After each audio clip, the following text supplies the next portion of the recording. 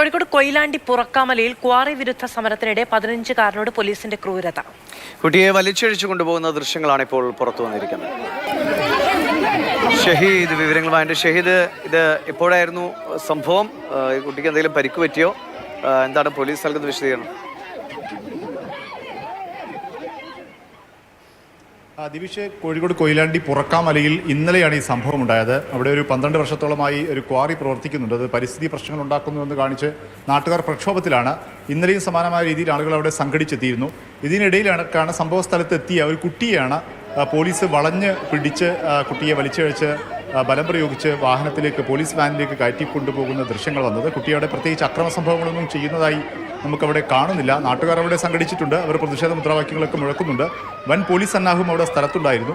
നാട്ടുകാരെ പോലീസ് തടഞ്ഞിട്ടുണ്ട്. അതിനിടയിലാണ് ഈ കുട്ടിക്കെതിരെയുള്ള അതിക്രമം ഉണ്ടായിരിക്കുന്നത്.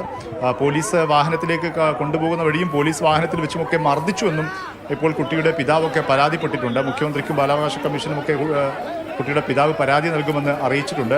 10ാം ക്ലാസ് വിദ്യാർത്ഥിയാണ് കുട്ടി.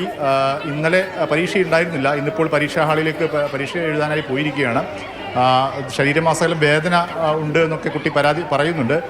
ഇപ്പോൾ പരീക്ഷയ്ക്ക് ശേഷം കുട്ടിയെ ആശുപത്രിയിൽ മെഡിക്കൽ പരിശോധനയ്ക്ക് കൊണ്ടുപോകുമെന്നൊക്കെ അധ്യാപകൻ, കുട്ടിയുടെ രക്ഷിതാവ് പറയുന്നുണ്ട്. ഏതായാലും അങ്ങനെ ഒരു അതിക്രമത്തിനുള്ള സാഹചര്യം അവിടെ ഉണ്ടായിരുന്നില്ല എന്നാണ് നമ്മൾ മനസ്സിലാക്കുന്നത്. പ്രത്യേകിച്ചും 15 വയസ്സുകാരനെതിരെ പോലീസ് ഏത് സാഹചര്യത്തിലാണ് ഇങ്ങനെയൊരു അതിക്രമം നടത്തിയതെന്ന കാര്യമാണ് ഇപ്പോൾ ചോദ്യങ്ങൾ ഉയർന്നിരിക്കുന്നത്. ശരി, മുഹമ്മദ് ഷഹീദാണ് വിവരങ്ങൾ നൽകിയത്. ക്വാറി വിരുദ്ധ സമരത്തിനിടെയാണ് ഇങ്ങനെ ഒരു 15-കാരനെ പിടിച്ചു വലിച്ചുകൊണ്ടുപോകുന്ന നിലയിൽ പോലീസിന് നടപടി ഉണ്ടായത്.